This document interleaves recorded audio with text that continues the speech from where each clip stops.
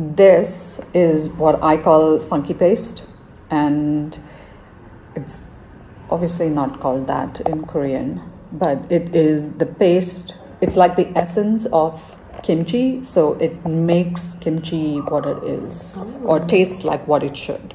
So, but I went a bit rogue and off script on this, so I kojified it, also because I didn't have the rice flour to make the porridge that goes into this. So for those who don't know, kimchi, this paste that makes kimchi has Gochugaru, which is a whole bunch of chili flakes without the seeds, from Korea. Then it's got apple or pear and onion, garlic, ginger, and salt. And you're supposed to mix that with this rice porridge, which you cook on the stove, and it thickens, and that kind of provides like the sweetness for all the microbes to start fermenting. But I didn't have any, and so I was like, what do I have that's like rice porridge? And I always have koji in my freezer, so I added some amazake to this, which is basically rice porridge. And this is like super old. I just make one batch of this and keep it in the spare fridge, in the fermentation fridge, and it just makes kimchi making so easy. 1 second, how old is this? I have no idea. I didn't put the year on it, but I think it's at least a couple of years old. Yeah, at least. And it's like a concentrate, so I just have this, and then I do something else. Talk a little bit about the process. Did you just dump a bunch of things inside and ground it up? But so there's Manchi on YouTube who does like a really good job of explaining kimchi as a concept very well, and she has like several playlists on YouTube. Link below, and she explains the traditional process and makes it very accessible. But what I do this because I'm bad with time, and so I need things to be faster. So this is like me preparing for my future self and making kimchi making easier for me. So that's why I make this paste and leave it in the fridge. Strong. This is very concentrated stuff. Like, let me taste. I just want a tiny little. Here.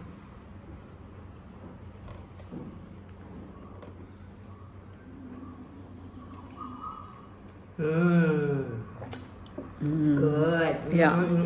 Spicy, also because it's aged and it's got all the koji stuff. It's almost like a kimchi miso almost, you know, like the essence of kimchi but miso-fied, kind of. Yeah. So that's what this is. Is that oil? No, there's no oil on this. That's the miso liquid, tamari, if you will, if you think of this as a miso. It's getting into my throat. Yeah, it's pretty strong. It's like a concentrate. It's like a soy sauce or like tamari version, but it's spicy. Let's see.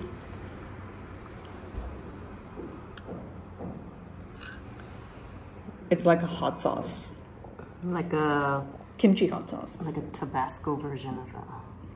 Yeah.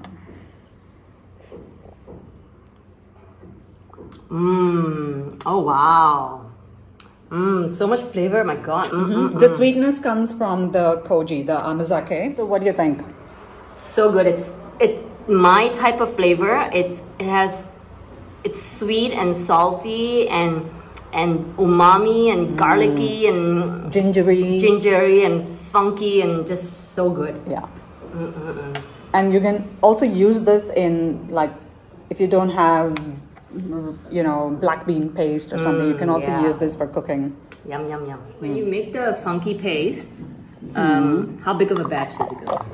Oh, I usually do want to fill one of these jars, and then I just it stays like depending on how long, how big your batches are, how much you make each time, how well that's a batch, but how many batches you make in a year, how many different kinds, all of that. So stuff. did this batch of funk go in here? Mm-hmm. Yeah. Okay. And also here, so it has lasted that long. Oh yeah, this is like 2 years old maybe. Oh, nice. And it just sits in this fridge. Yeah. Nice. What's this? Okay, so this is what I do next with it. There's the labels on the back, but you can see it over here. So this should ideally also have spring onions. I never have any spring onions because they're a pain in the ass to clean. I love spring onions. I know, but like I can't, it's too much hassle. So this is just grated carrots and radish that has been mixed up with that funky paste. And I keep it in a jar, so then it's even easier to whip up kimchi during the week. So this is kind of like carrot radish kimchi? So it's not really kimchi. Go on, you want to taste it? Yeah, can I taste it? Yeah. So you know how in kimchi you have carrot, radish, and spring onion in like that size pieces. I just grate it because it's easier. And then when I want to make, let's say, like a cucumber kimchi, then I just have to salt the cucumber, leave it there, wash it out, and then mix this with it, and then it becomes really quick kimchi. So this tasted very sweet and still very carroty. Yeah, that's because this is about 2 weeks old, so it's not too fermented, but it is sweet because of the carrots and radish too. Radish. I don't know if it has that much sweetness, but it has more carrot than radish. Yeah, but it doesn't have that. You know how radish tend to have this farty smell? Yeah, it's missing that. It's missing that because it's also less in quantity compared to the carrot, but also it's the farty smell is in the first week of fermentation. This is 2 weeks old, so it's kind of gone past that stage, and all those farty compounds have been converted to acids. Did you put salt or anything in here? In this, no, because the paste has enough salt in there to accommodate the non-saltiness of this. So this is just Chinese cabbage that I needed to salt and then mix with this carrot. Also, this carrot stuff has been mixed in. Yeah, this carrot stuff has just been mixed in. It would have been nice to have some spring onions, but I had no idea we were doing this video. Did you also put some of this funk in here? No, because the funk is already in here. So I just added it, but you can add some more if you want extra funk. And yeah, that's all the liquid that will then be made into a nice kimchi jjigae or like a kimchi fried rice. What a great idea, and saves so much time. And so how long has this been? I mean, like that's basically. And how long have this been fermenting for?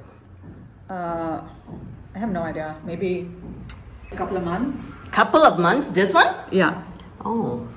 So this is just 2 weeks, but this is a couple of months. Yeah, that's because it's not exactly this batch. Okay. I finished the last batch with this, and then I made a fresh one to make cucumber kimchi, which is already done. So is this ready to eat or not? This is ready to eat. Yeah, it's ready to eat. You want a lot of bacteria, so I'm just gonna dig in here and try one of these.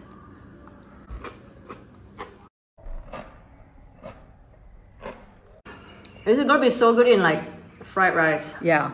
But is it very sour? It is not very sour. It's very salty. It is not as spicy as the previous ones you've made for me. But I can add more.